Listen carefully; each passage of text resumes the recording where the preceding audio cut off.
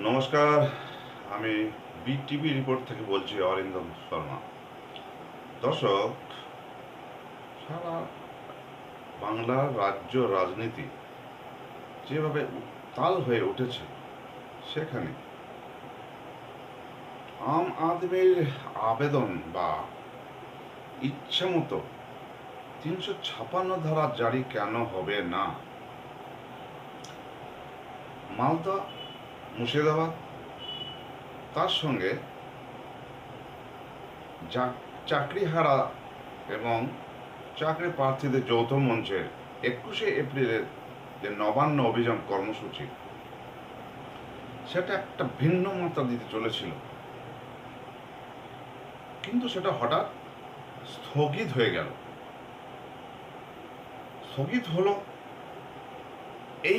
এই পরিস্থিতিতে যে ল অ্যান্ড অর্ডার ভেঙে পড়তে পারে। হয়তো পুলিশ বড় বড় অফিসাররা যৌথ মঞ্চের আহ্বায়কদের কাছে অনুনয় বিনয় জানিয়েছেন যাতে এই অর্ডার, ল অ্যান্ড অর্ডার যদি বিঘ্নিত না হয়। আমি তো প্রথমে সেটা দিয়েই শুরু করেছিলাম যে বিঘ্নিত হতে বাকি কোথায় আছে। আসলে এই মাস্টার মশাইগুলো চিরকাল বোকাই থেকে গেল। কেন বলছি এ কথা? যখন কলকাতা হাইকোর্টের বিচারপতি দেবাংশু বসাক এবং সব্বর রশিদির ডিভিশন বেঞ্চ প্রত্যেকটা অ্যাপয়েন্টিকে তাদের গ্রহণযোগ্যতার বক্তব্য রাখতে ঠিক নির্দেশ নয়, আদেশও নয়, একটা সুযোগ দিয়েছিল, তখন কিন্তু কেউ সে সুযোগ গ্রহণ করেনি। তারপর চাকরি চলে যাওয়ার পরে সুপ্রিম কোর্টে ছুটলেন। রাজ্য সরকারের অগাধ বিশ্বাস, স্টে অর্ডার। তারপর কি হলো? তারপর চাকরি চলে গেল। অভিজিৎ গাঙ্গুলির কথা মতো ঢাকি সমেতের বিসর্জন হয়ে গেল। এখন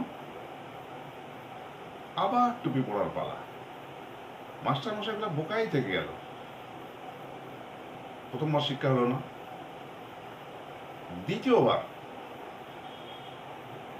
তাদেরকে ৩১শে ডিসেম্বর পর্যন্ত কাজে যোগদান করবার একটা ব্যবস্থাপনা করে আসলো সুপ্রিম কোর্ট থেকে।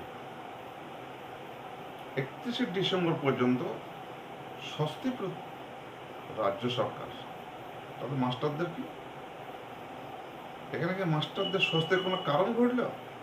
৩১শে ডিসেম্বর পর্যন্ত তারা চাকরি করবে, মাইনে পাবে, তারপর পরীক্ষায় বসতে হবে। পরীক্ষায় বসে কেউ চাকরি পাবে, কেউ পাবে না। তাহলে বারবার রাজ্য সরকারের ভরসা করে তথাকথিত টুপি পরে তারা কিন্তু একদম বাধ্য অবোধ শিশুর মতো, মানে মাস্টারদের ছাত্রের মতো শিশু সুলভ আচরণ করছে। অবশ্য না করে কোনো উপায় নাই, কিন্তু তাতে কোনো লাভ হচ্ছে কি?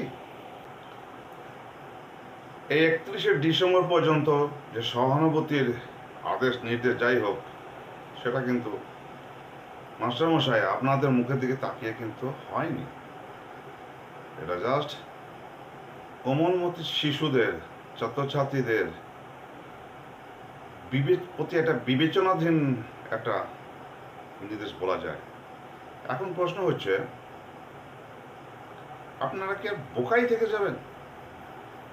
বোকামি করতে করতে বোকামির শেষ পর্যায়ে এসে আপনারা দিশেহারা। আপনারা যে কোনো আশ্বাস বা মানে আস্থার উপর বিশ্বাস রেখে চললে কিন্তু আমার মনে হয় আপনাদের সমূলে বিনাশ অনিবার্য।